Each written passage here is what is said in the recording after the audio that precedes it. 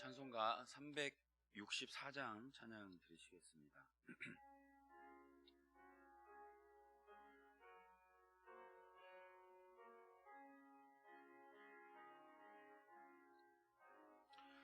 내 기도하는 그 시간, 그때가 가장 즐겁다.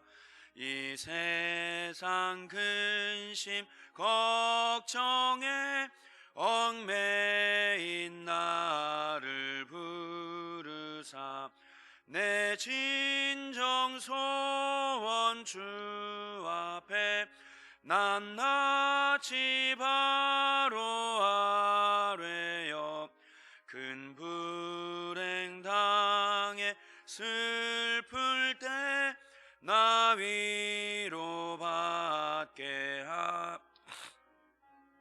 내 기도하는 그 시간 내게는 가장 귀하다.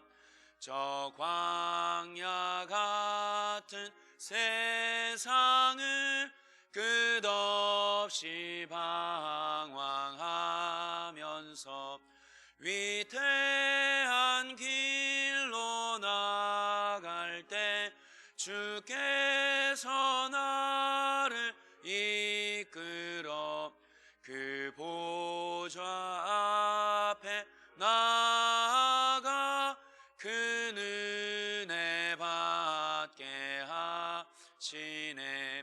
내 기도하는 그 시간 그때가 가장 이때껏 지은 큰 죄로 내 마음 심히 아파도 참 마음으로 뉘우쳐 다 숨김없이 아뢰면 주 나를 위해 복 주사 새 은혜 부어 주시네. 내 기도하는 그 시간 그때가 가장 즐겁다. 상에서 일찍이 저 요란한 곳 피하여 빈들에서 나 산에서 온 밤을 세워 지내사 주 예수 친히 기도로 큰 본을 보여 주셨네. 아멘. 사도신경으로 우리 신앙을 고백하겠습니다. 전능하사 천진을 만드신 하나님 아버지를 내가 믿사오며 그 외아들 우리 주 예수 그리스도를 믿사오니 이는 성령으로 잉태하사 동정녀 마리아에게 나시고 본디오 빌라도에게 고난을 받으사 십자가에 못 박혀 죽으시고 장사한 지 사흘 만에 죽은 자 가운데서 다시 살아나시며 하늘에 오르사 전능하신 하나님 우편에 앉아 계시다가 저리로서 산자와 죽은 자를 심판하러 오시리라. 성령을 믿사오며 거룩한 공회와 성도가 서로 교통하는 것과 죄를 사하여 주시는 것과 몸이 다시 사는 것과 영원히 사는 것을 믿사옵나이다. 아멘. 함께 나눌 하나님 말씀은 다니엘 10장 1절에서 9절입니다. 다니엘 10장 1절에서 9절입니다. 구약성경 1249쪽입니다.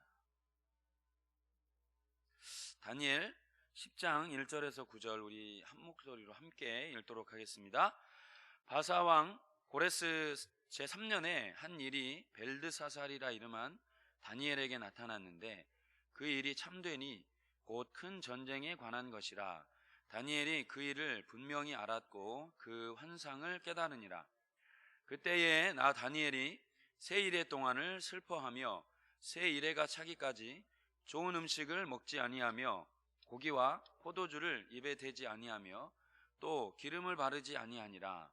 첫째 달 24일에 내가 hitdegel이라 하는 큰 강가에 섰는데 그때에 내가 눈을 들어 바라본즉 한 사람이 세마포 옷을 입었고 허리에는 우바스 순금 띠를 띠었더라.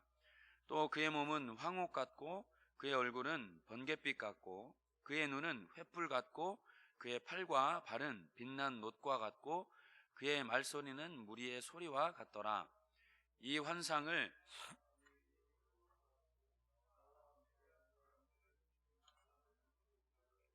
그들이 크게 떨며 도망하여 숨었느니라.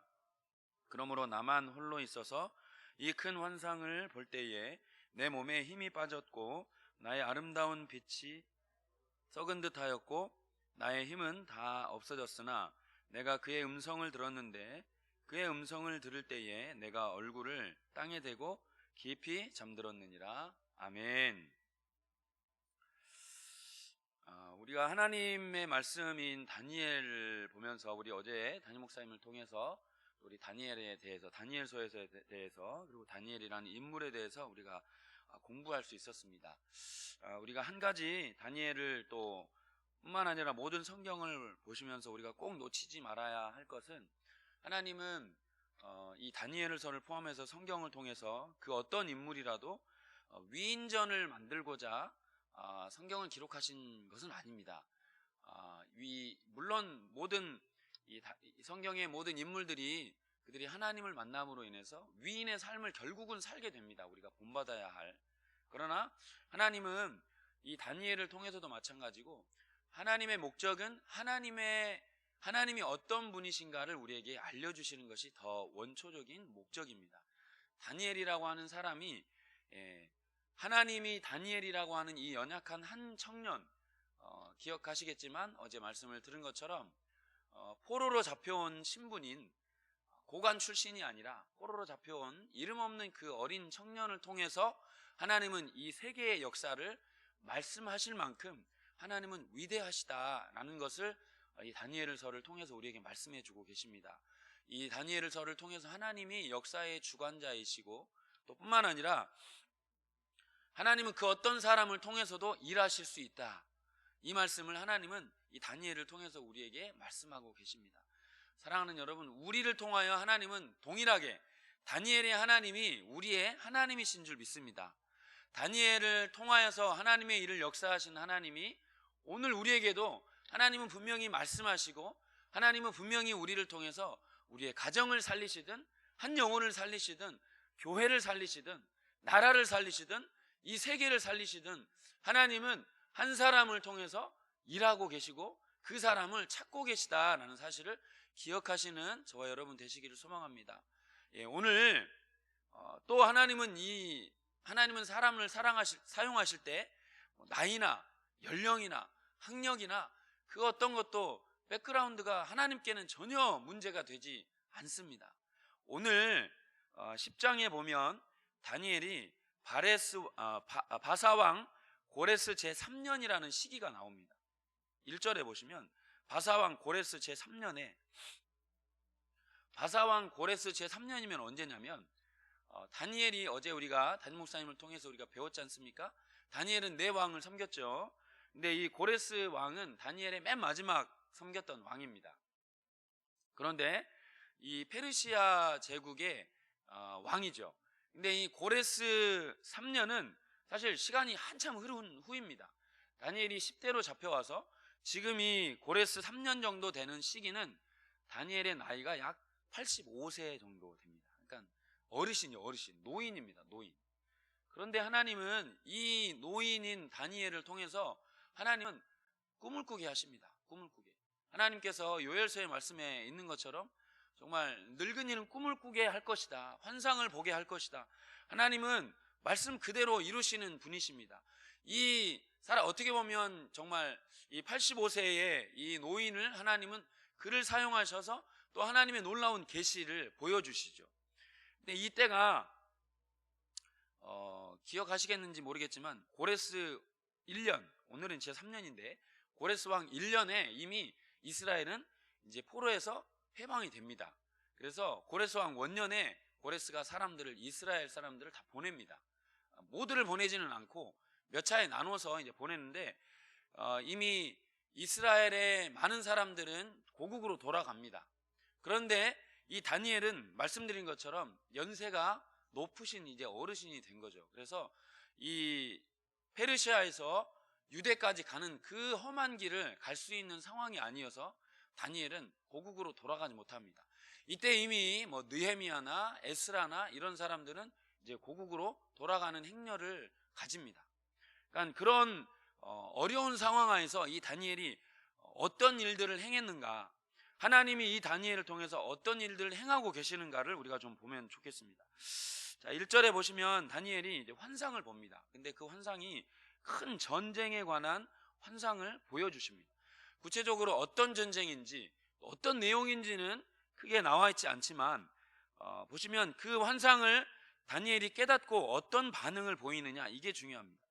2절에 보시면 다니엘이 세 일해 동안을 슬퍼합니다. 세 일에는, 일에는 일주일이니까 세 일에는 37에 21, 3주입니다. 3주 21일 동안을 슬퍼하고 금식 기도를 합니다.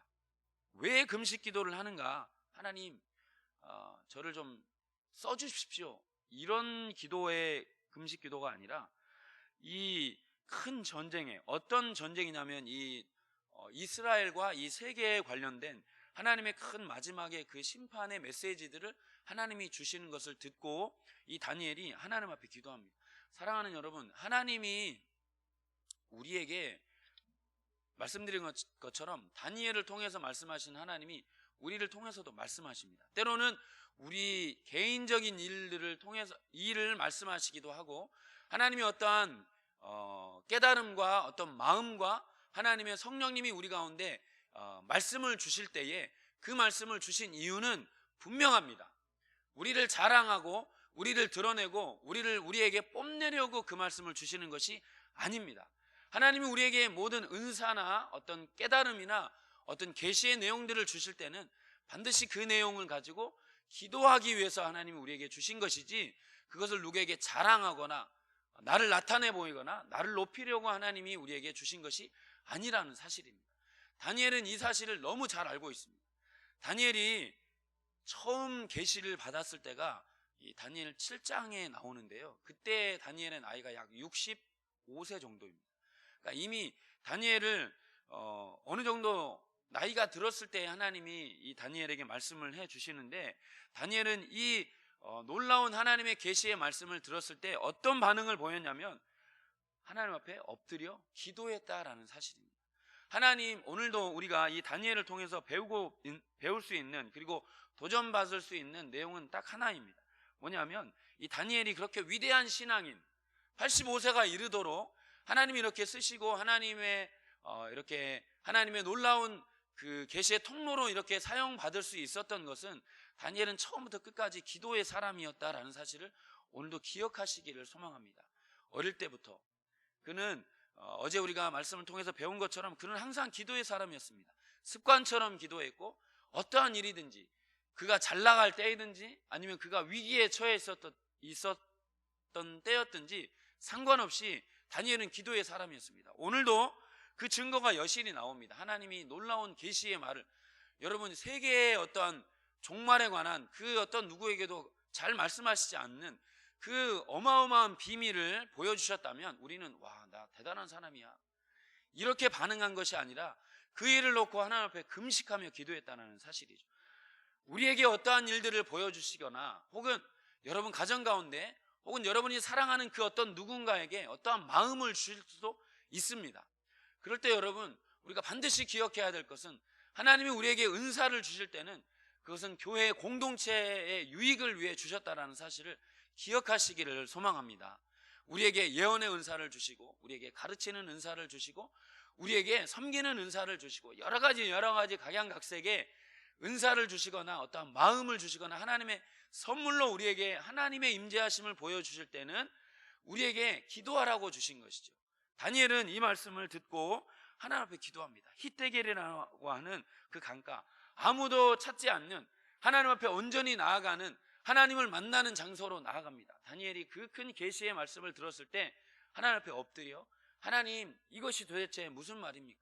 하나님, 이것이 도대체 우리에게 어떠한 현상으로 일어날 일입니까? 하나님, 이 나라를 다시 한번 불쌍히 여겨 주십시오. 아마도 이 다니엘이 받은 그 계시의 내용들의 한 부분은 포로에서 돌아간 그 이스라엘 백성들, 아시겠지만 여러분, 에스라서나 느헤미야서를 보면 포로에서 돌아오기는 했지만 이스라엘이 어려운 일을 당합니다.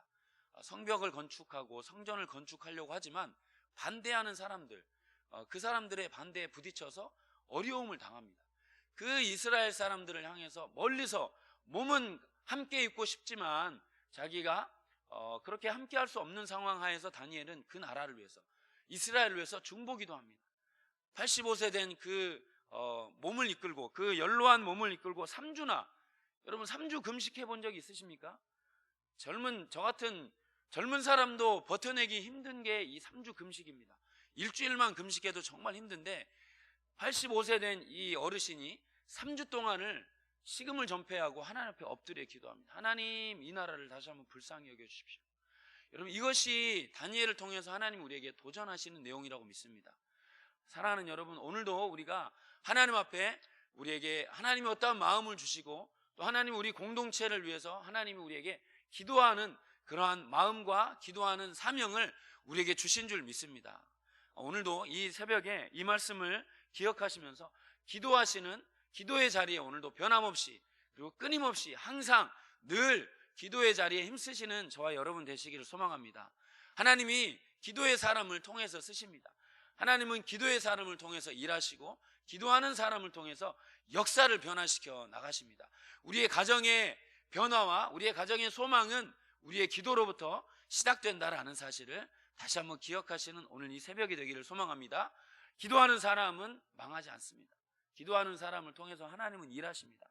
나이와 연령과 학력과 상관없이, 출신 배경과 상관없이 하나님은 오늘도 이 기도하는 사람을 통하여 일하십니다. 우리의 자녀들을 위해서, 또 우리의 교회를 위해서, 이 나라와 민족을 위해서, 이 코로나 바이러스를 위해서 하나님 속히 종식시켜 주시도록 다시 한번 우리가 기도에 힘써야 할 때인 줄 믿습니다. 우리 같이 한번 기도하시겠습니다. 특별히 먼저 기도하실 때 우리 교회를 위해서 기도해 주십시오.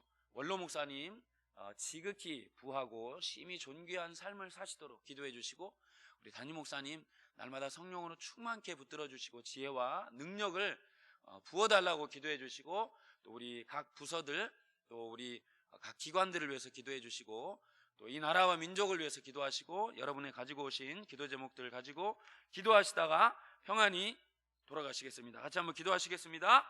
주여, 하나님, 그렇습니다.